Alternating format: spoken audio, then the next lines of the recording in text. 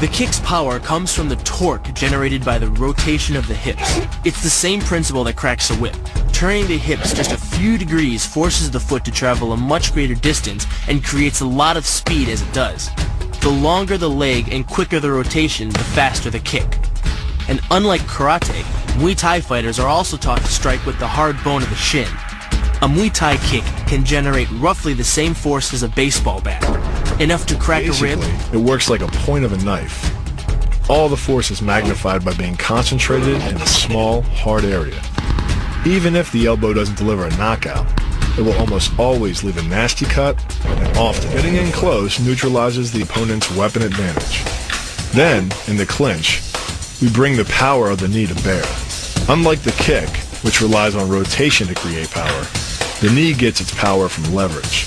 Pulling our opponent down as we drive the knee up can deliver up to 2.5 tons of force, enough to lift a car. It's not the arms, but the legs that drive this. Like a piston, the explosive power of the legs is capable of generating hundreds of pounds of force, all to a very vulnerable area, the soft underside of the opponent's jaw. Like the Hanuman move, the flying knee relies on the explosive power of the legs. But rather than spread the power of our blow over two fists, it concentrates it into the spear point of the knee and combines it with the force of gravity. It's the equivalent of hitting our opponent in the chest with a sledgehammer. Works on a concept called the couple. Basically, it's two levers linked at a single fulcrum, the elbow lock. And it doubles the foot-pounds of torque you can generate when compared to a single-arm lock. There's more than enough force to flip an opponent to the mat or dislocate his elbow. Using the twisting motion of the torso to drive the strike, the business end of the hardwood fighting stick can quickly accelerate to more than 25 miles per hour. On contact with the skull, the energy is enough to cause a depressed fracture. It's the same injury-producing force as being hit in the temple by a hammer. Mali relies on something called a flexion moment imparted to the neck to do damage. An average man's neck can withstand about a 140 foot-pound flexion moment. Beyond that, soft tissue and even vertebrae can be crushed. By bringing your weight down fast, this move could easily deliver twice that amount of force. And it wouldn't just end a fight. It could leave your opponent paralyzed or dead. Close, the opponent's neck is exposed. But because of the close range, the hand doesn't generate a huge amount of force. It's enough to stun, but probably not enough to cause severe injury. But replace the hand with a weapon, a stick or a knife, as you would in combat, and this could become a kill shot. The kick's power comes from the snap of the knee. The snap is created when the quadricep, the largest muscle in the body, contracts and pulls the tendon connecting to the foot over the knee. Using the knee as a pulley, the strength of the quad is enough to accelerate your foot to speeds close to 30 miles per hour. Because the area of impact is focused on a small part of the foot, it magnifies the force of the blow, making it capable of dropping 1,000 pounds of force on your head. It's like getting whacked in the head with a Louisville slugger. It works by taking the opponent's blow at an angle, which deflects the energy of the blow away from the vulnerable torso. The harder you block, the further his blow will be deflected, and the more open he'll be to a counter strike. Rotating your fist 180 degrees right before it strikes the intended target. The twisting snap of the arm maximizes the speed of the punch and magnifies the force of the blow by concentrating the impact on the first two knuckles of your hand.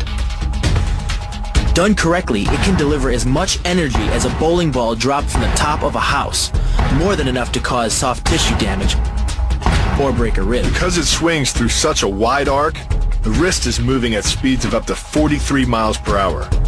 And since the radius doesn't deflect or compress nearly as much as a fist, it can deliver a staggering blow, like being hit with an axe handle. This roundhouse kick is designed for maximum impact. With the powerful muscles of the thigh yanking the tendon over the knee, the foot accelerates from 0 to 21 miles per hour in just 1/3 of a second.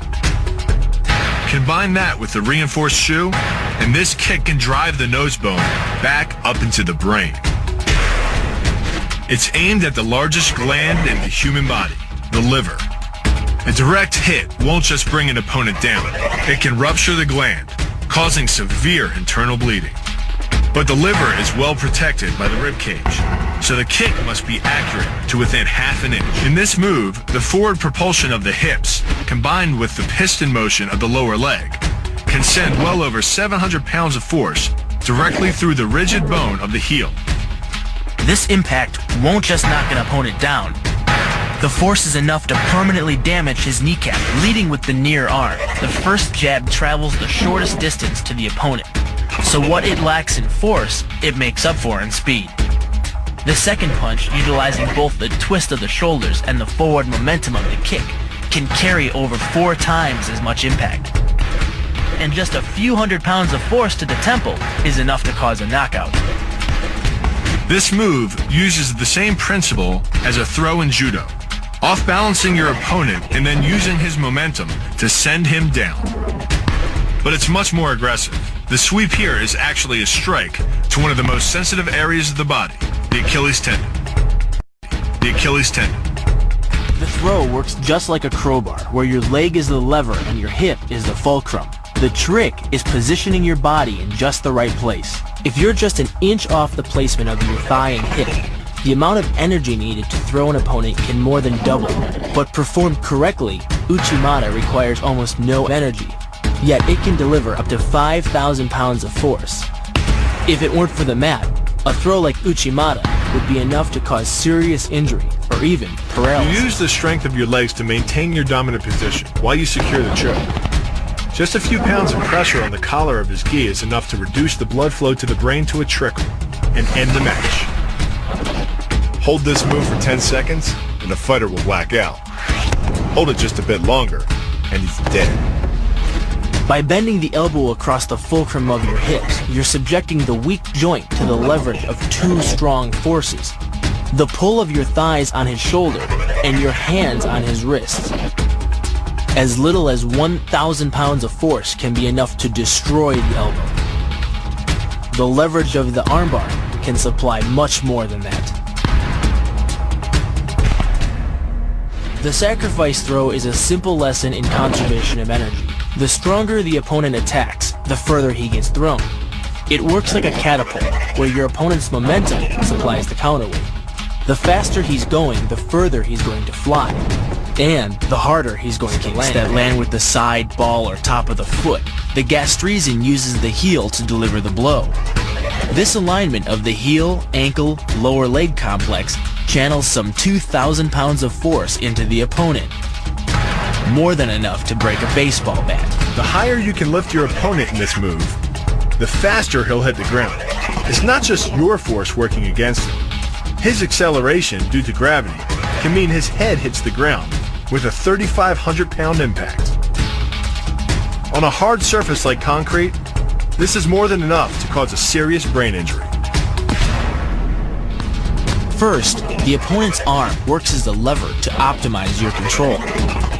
Second, your own back serves as a pivot point for the throw. The strength and stability of your back allows you to throw a much heavier opponent than in a move that requires you to lift him. This move uses your opponent's arm as a lever working against him. The greater the torque on his shoulder, the greater the pain inflicted. And exceeding the joint's normal range of motion causes more than just pain.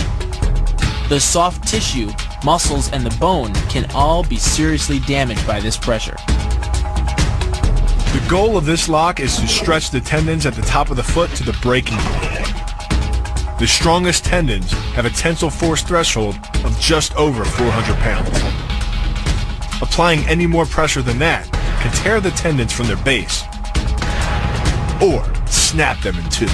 Because you don't have time to cock your arm in a surprise attack, bursting's effectiveness doesn't come from the rotational power of the torso. Instead, it's driven by the legs, which hurl you forward into your opponent. Both the block and the strike land with 300 pounds of force, more than enough to collapse the windpipe or fracture the delicate bones of the face. Doing the 360 defense requires you keep your body in motion at all times, using your arms to defend different angles of attack. The key is keeping your arms at an oblique angle, with your hands open and straight, so that you don't take any blows straight on. Each is deflected down the angle of your forearm, which reduces its impact. Your opponent is relying on his grip strength and outstretched arms to maintain the choke. The strength of your back and shoulder muscles is greater than the applied force of your opponent's hold, so it doesn't take much to break his grip. And the closer your hands are to your own neck, the greater the leverage. The disarm is basically a judo wrist lock and uses many of the same principles. By pulling your attacker forward as you turn, he loses his balance, giving you control of his wrist. The barrel of the gun then becomes a lever, allowing you to take the gun. Because you are using the muscles of your torso, which can deliver up to 10 times more force than the muscles of the wrist, the disarm works against an opponent who is much stronger than you. An elbow strike from another martial art, Muay Thai. But because the metal doesn't deform on impact, like human bone, every ounce of power is channeled directly into your opponent's face. With the twisting motion of the torso generating the force, and the stiff metal of the M16 providing the impact, it's enough to shatter a cheekbone or break a jaw. The combined momentum of your forward step, the twist of your torso, and the swing of the rifle, the butt stroke can strike your opponent at over 18 miles per hour, carrying well over 550 pounds of force. That's enough to drive a 16-penny nail through nearly 2 inches of pressure-treated wood. Add a follow-up slash and thrust with a bayonet, and the butt stroke becomes a real killer. But the real damage from the knee bar doesn't come from gravity. It comes from leverage. Once the knee is locked, your hips act like a fulcrum, and his leg acts like a lever, multiplying any force you apply. So even though the ligaments and tendons around the knee can sustain 1,700 newtons of force, the knee bar can load a lot more than that, enough to completely destroy the joint. Pushes his opponent at a location above the center of mass, while using his sweeping leg to create a tripping point, which is below his opponent's center of mass. Once the loss of stability has occurred, gravity does the work, and the damage. On the ground and on his back, your opponent is now vulnerable to any number of finishing strikes. Much like a nutcracker, your forearm and biceps apply pressure to your opponent's carotid arteries. Located on either side of the trachea, these two arteries are the only way to get blood to the brain. It can take less pressure than squeezing an orange to stop the flow of blood to the arteries. And with no blood flow, the brain shuts down almost instantly. Fight over. Control of your opponent's leg, you turn his hip into a pivot point. And there are 2 forces being imparted about the pivot point. One by the arm above and one by the sweep below. These forces act as a couple, resulting in your opponent's rotation. Rotation that slams him right to the deck. And given the speed of rotation and the force of gravity, that impact could cause permanent injury. The key to the double is to hit your opponent below his rib cage, which knocks him off his center of gravity. Wrapping your arms around his legs prevents him from regaining it. Your forward momentum, coupled with the upward thrust of your hips, gets your opponent airborne. Driving him to the mat can yield over 3,000 pounds of injury-producing force. That's like dropping a 20-pound bag of cement off a 9-foot ladder onto someone's chest. The key to the sprawl is sliding your legs backward, while leaning in and locking your hips at the same time. This forces your opponent's center of mass beyond its stability zone. Coupled with the downward thrust of your forearms, he's now supporting your entire upper body with the back of his neck and head, which leaves him face down on the mat, vulnerable to any number of attacks. The power of this move comes from the spin. Like the wrecking ball at the end of a demolition crane, the power is generated by the rotation of the body. In conjunction with the snap of the knee, the foot achieves a velocity of nearly 30 miles per hour. When the heel connects with the solar plexus, it transfers 1,400 pounds of force, enough to damage internal organs and fracture multiple ribs. It gets its power from the pressure exerted by your legs. The first leg imparts pressure to the carotid artery. The second leg, working in conjunction with your arms, optimizes that pressure, transforming you into a human vice grip. If your opponent doesn't tap out, he'll pass out. Much longer and permanent brain damage can ensue. Is a combination of 2 levers. While your legs push up on your opponent's neck, your arms apply downward pressure to his trapped wrist. The opposing forces turn the elbow into an ad hoc fulcrum point. The armbar can result in a complete destruction of the elbow's articulating structures. The move is difficult but devastating. There's no opposing object to push against, so all the energy of the move must come from the momentum of the leap and the acceleration of the kick. The snapping motion of the lower leg functions much like a coiled spring.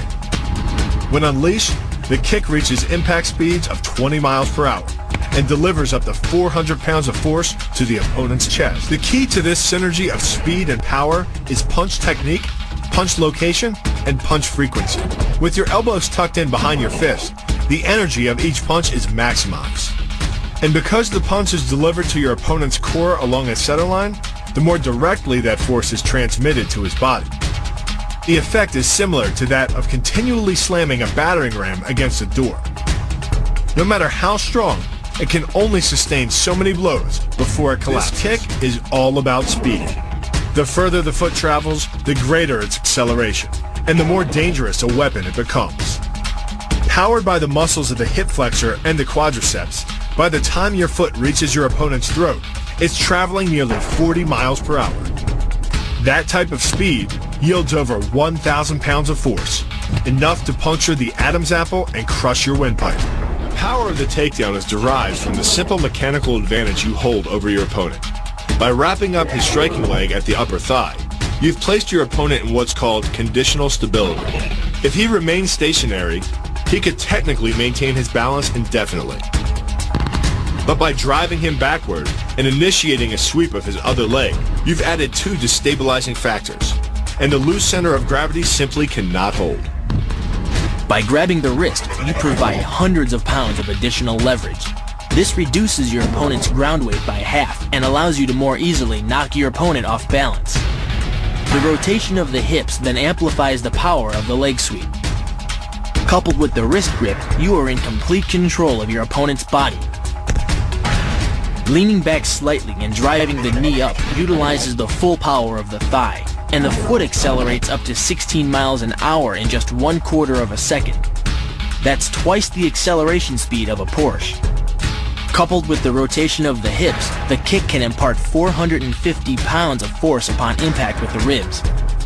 When executed perfectly, it's a motion similar to cracking a 2x4 with a sledgehammer. The calf crush works because of the ankle lock. Working in conjunction with your leg, it serves as a sort of high-torque pinch point, imparting hundreds of pounds of force on the tibia and fibula. The tibia and fibula are some of the strongest bones in the human body, but creating this pinch point allows you to deliver enough force to easily break them, which leaves your opponent with two choices: tap out and admit defeat, or risk permanently losing the use of your leg. The key to the scissors takedown can be found in the move's name. Throwing your legs around either side of your opponent, one high on the torso, the other just in the crease of the knee, provides you with a lever on either side of his body. It's literally like a piece of paper between two blades of a scissor, only instead of slicing through paper, you're using a combination of potential and kinetic energy to cut through your opponent's center of gravity. The downward force exerted on his gi pulls your opponent across his tipping point. Along with your body weight, you generate enough instability in your opponent to drive his body to the mat, like a child tossing around a rag doll. The hip throw capitalizes on the body mechanics of both you and your opponent. Thrusting your hips into your opponent's waist creates a pivot point around which his arm is the lever. With your legs between his, you've created a center of gravity significantly lower than your opponent's. This imparts maximum instability and helps you maintain control while throwing him over your hip. The throw, coupled with the downward force of gravity, generates a speed of 8 miles per hour, which can create more injury-producing impact energy than falling down. The throw, coupled with the downward force of gravity, generates a speed of 8 miles per hour, which can create more injury-producing impact energy than falling down a small flight of stairs. This move is kick speed and kick placement. Powered by the rotation of the hips and the strongest muscles in the body, the quadriceps, at the point of contact, the kick is traveling 25 miles per hour and can impart 550 pounds of force. The wider the foot travels from the center of its axis, the more speed and power it picks up. more than enough to cause a knockout or concussion. Delivered to the neck, it can fracture the cervical vertebrae. The rotation of the torso is the basis for the strike's power. Because the torso has an effective mass far greater than the arms, its rotation can impart up to 400% more force to your target. And the last-minute rotation of the wrist can magnify that force even more. These alternating points of leverage are the basis for the move. Locking the hands high behind the shoulder blades puts you in control of your opponent's center of mass, which in turn negatively affects his conditional stability. Dropping the hands behind the lower back and driving your chin into the chest further disturbs his center of mass and makes resistance from this position nearly impossible. The application of maximum force ensures you maintain control while driving your opponent to the ground. The first elbow strike can accelerate to a speed of 25 miles per hour in less than a quarter of a second. Less than a third of a second later, the initial strike is followed by another, equally devastating shot.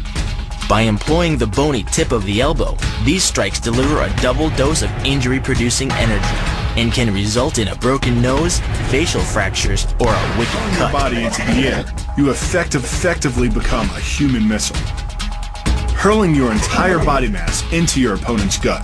The force created by the body's forward momentum is partially absorbed by your opponent, which can knock the wind out of him or even crack a rib. But the coup de grace is the elbow chop. Impacting with the head at nearly 15 miles per hour, a solidly landed elbow to the head's frontal bone can knock your opponent out, fracture his skull, or cause serious spinal cord damage. The move works by using your opponent's own body weight against him. The first strike can land at speeds greater than 20 miles per hour and can stun your opponent with the same injury-producing energy as dropping a bowling ball from over 11 feet onto his torso. By using his arm as a lever in conjunction with the leg sweep, you drive your opponent to the ground. Once he is on the ground, you follow up with a devastating strike to his face. The secret to the move is wrist control. By rotating your opponent's wrist to the maximum extent of its range of motion, the bones of the wrist lock against the bones of the forearm and make it impossible to bring the strong muscles of the upper arm to bear. Then, you can pull your opponent off balance and into a potent knee strike. The combined force of the knee strike and your opponent's forward momentum can be as much as 2,000 pounds, enough to dent sheet metal. The effectiveness of the Pola Kaimao lies not in raw power, but in speed. By relying on your triceps to snap the strikes forward over the elbow, 3 blows can hit in 7/10 of a second. The final impact of the strike to your opponent's face can deliver as much as 175 watts of power, more than enough power to stun him or crush the cartilage of his nose. You then add insult to injury, firing one last shot into one of the most sensitive regions of the body, the groin. Pulling off the move relies on 2 factors. The first is to combine the block and the strike into a single action. This reduces the time your opponent has to respond to just 1/10 of a second. But the real focus is to aim your strike at the throat. Because as little as 76 pounds of force can collapse the larynx, the strike doesn't need to deliver a lot of force to be deadly.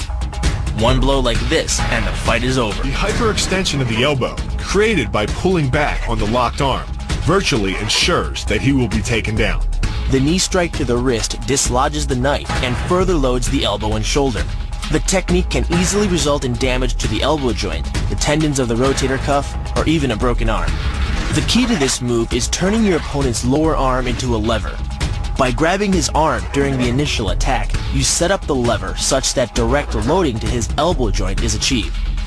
Once the elbow is locked and loaded, you can pull a much heavier opponent off balance by simply lowering your center of weight. With practice, the ninja can hit his intended target from distances as great as 45 feet.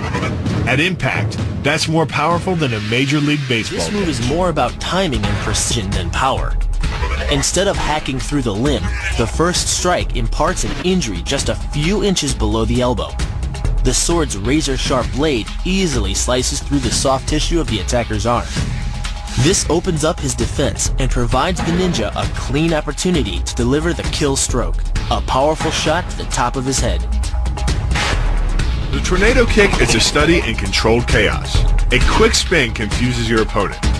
Then one knee is thrust into the air, launching your entire body high enough to fire a powerful kick. The momentum generated by your body weight rotating freely, combined with a powerful hip thrust, creates a devastating blow of over 700 pounds of force upon impact. More than enough to permanently damage the hyaline cartilage that protects the larynx and spinal cord. What makes this combo so effective is the momentum behind it. Powered by the running start and the most powerful muscles in the body, the quadriceps, the initial kick lands at 15 miles per hour. The second kick creates 3 times the injury-producing energy as the first, delivering over 650 pounds of force. That's like taking a shot from a sledgehammer to the face. More than enough to score a knockout and rearrange some facial features. The axe kick draws its power differently than most kicks. Once your foot reaches the apex above your opponent's head, your body's momentum, combined with the ease of downward acceleration due to gravity, can reach speeds over 20 miles per hour. That's enough to generate more than 550 pounds of force at the point of impact, easily breaking the nose or shattering the clavicle.